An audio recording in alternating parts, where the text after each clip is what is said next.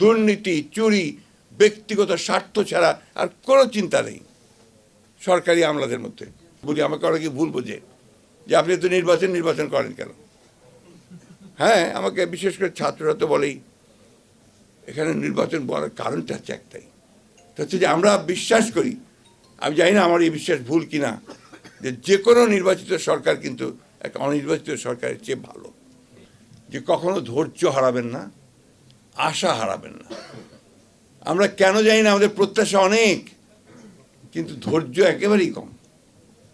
এই তো মাত্র কয়েকটা মাস হয়েছে, এর মধ্যে সব পাগল হয়ে গেছি আমরা। এবং দেখেন আমাদের এই সরকার অনেক ভুল ত্রুটি করছে, ভুল তো করবেই, তারা তার সরকারে ছিল না, রাজনীতি করেনি, রাজনীতির তারা অতটা জানেও না, বোঝেও না, তাই না? তো তাদেরকে তো সেই সময়টুকু সুযোগ দিতে হবে। প্রতিদিন আপনার এখন বার হচ্ছে আপনার মিছিল, দাবি দাওয়া সব বেড়ে গেছে। একদিন কোথায় ছিলে বাবা? তখন তো একটা কথা বলার সুযোগ, সাহসও কেউ পাও নাই, একটা কথা বলার সুযোগ কেউ পাও নাই, সাহসও পাও নাই। আর এখন যেহেতু একটা অবস্থা তৈরি হয়েছে, সবাই ঝাঁপিয়ে পড়ছে। এখন ওয়াজির হক সাহেব বলছিলেন যে ওনার পাশেই জাতীয় বিশ্ববিদ্যালয়, না আজকে ওখানে স্ট্রাইক চলছে, রাস্তাঘাট বন্ধ। তো এটাতে লাভটা কার? এটাতে এই দেশের, এই সমাজের, এই মানুষের কোনো লাভ হবে না। ধৈর্য ধরে যাই, সামনের দিকে যাই। অনেক ত্রুটি আছে, আমি বিশ্বাস করব। তো অনেক ত্রুটি তো তারা নিয়ে এসছে, একটা জঞ্জালের মধ্যে এসছে, একেবারে ধ্বংসপ্রাপ্ত জঞ্জাল। চিন্তা, আমার ধারণা ছিল যে এটা এত খারাপ হয়ে গেছে।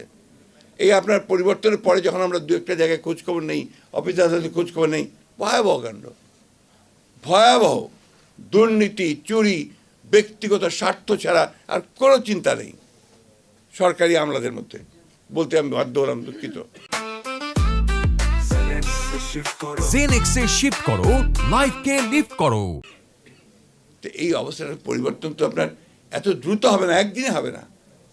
ধৈর্য ধরেন, স্ট্রাকচার আমরা খাড়া করি, গণতান্ত্রিক একটা স্ট্রাকচার খাড়া হোক। সেই স্ট্রাকচার খাড়া হলে নিশ্চয়ই আমরা আপনার সামনের দিকে এগিয়ে যেতে পারবো। তো একটা কথা আবার আমি বলি, আমাকে অনেকে ভুল বোঝে যে আপনি তো নির্বাচন করেন কেন। হ্যাঁ, আমাকে বিশেষ করে ছাত্ররা তো বলেই এখানে নির্বাচন বলার কারণটা হচ্ছে একটাই, হচ্ছে যে আমরা বিশ্বাস করি, আমি জানি না আমার এই বিশ্বাস ভুল কিনা, যে কোনো নির্বাচিত সরকার কিন্তু একটা অনির্বাচিত সরকারের চেয়ে ভালো। আমার এক্সেস থাকে, আমি যেতে পারি, কথা বলতে পারি, এমন কিন্তু আমার সেই জায়গাটা নেই।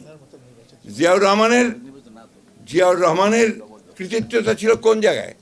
জিয়াউর রহমানের কৃতিত্ব ছিল ওই জায়গায় যে তিনি একটা একদলীয় শাসন ব্যবস্থা, একেবারে বদ্ধ একটা রাজনীতি এবং বদ্ধ একটা অর্থনীতি, সেখান থেকে তিনি বের করে নিয়ে এসেছিলেন।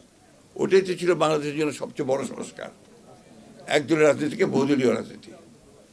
একটা ভ্রান্ত সমাজতান্ত্রিক অর্থনীতি থেকে তিনি থেকে একটা মিশ্র এবং মুক্ত বাজার অর্থনীতির দিকে নিয়ে এসেছিলেন। একটা সুযোগ পেয়েছি, সম্ভাবনা তৈরি হয়েছে একটা, যে আমরা একটা ভালো কিছু করব। এই সংস্কারের প্রস্তাবগুলো আসতে শুরু করেছে। আমার বিশ্বাস যে আমাদের প্রধান উপদেষ্টা তিনি খুব শীঘ্রই এই বিষয়গুলো ডাকবেন, একটা সমাধানের দিকে আসবেন, আলোচনা হবে, ঐক্যমতের ভিত্তিতে আমরা একটা জায়গায় গিয়ে পৌঁছাবো। নির্বাচনটার কথা এই জন্যই তাড়াতাড়ি বলি যে নির্বাচনটা হলে এই সমস্যাগুলো চলে যাবে। এখানে আপনার একটা নির্বাচিত সরকার, সে একটা পিপলস ম্যান্ডেট নিয়ে বসবে। এরা তো এখন বসতে পারেনি, ওদের মধ্যে সেই যে কনফিডেন্স, সেই কনফিডেন্সটা তো নাই। তো এই জন্যই আর পিপলের ভাষাটা তো বুঝতে হবে, সেটা আপনার একটা নির্বাচিত সরকারি সবচেয়ে ভালো বুঝবে বলে আমরা বিশ্বাস করি। এই জন্য আমরা এখনই করে ফেলতে হবে তা তো বলছি না, ন্যূনতম যে সংস্কারটা প্রয়োজন সেটা করে নিয়ে নির্বাচিত করলে সমস্যাটা অনেকটা সমাধান হবে।